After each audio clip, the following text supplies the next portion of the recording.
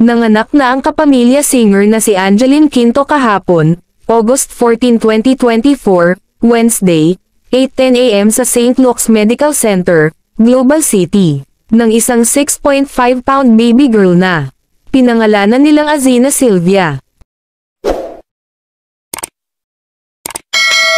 Ang masayang balitang ito ay in-announce ni Angeline sa pamamagitan ng kanyang IG stories, kung saan ipinakita niya ang first social media shared photo nilang apat.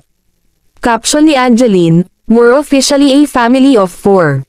Makikita sa litrato na habang buhat ni Angeline ang bagong panganak na si Baby Sylvia, ay hinahalikan naman ito ng kuya niyang si Silvio, habang inaalalayan ng ama nilang si Nanref. Samantala sa sariling Instagram account naman ni Kuya Silvio, ay ipinost rin ang larawan ng kanilang buong pamilya kasama si Baby Sylvia. Caption ni Baby Silvio, "I finally met you Baby Azina Sylvia."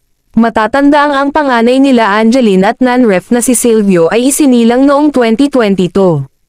Ipinangalan siya sa adopted mother ni Angeline na si Mama Bob, na ang pangalan ay Sylvia Quinto, na pumanaw noong November 2020.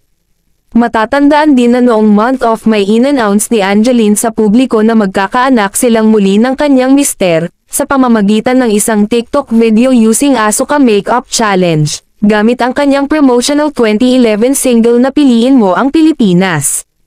Tulad ni Silvio, ipinangalan din si Baby Sylvia, sa adopted mother ni Angeline.